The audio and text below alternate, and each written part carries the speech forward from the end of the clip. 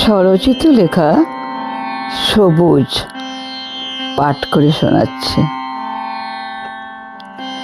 শ্রাবণে ধারা ঝরিছে অবিরত, চারিদিকে শুধু সবুজের মেলা।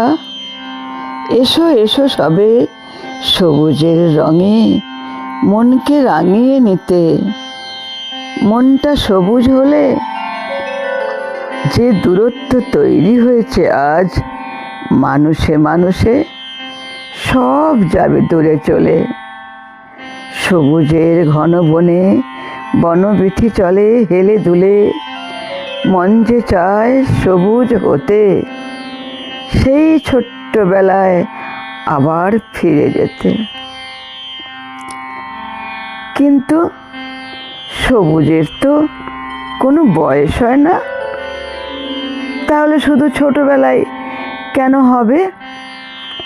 আমরা তো এখনো সবুজকে রঙে রং মেলাতে পারি। খুব যে দরকার আমাদের সবুজ রাখার আমাদের এই মনটাকে।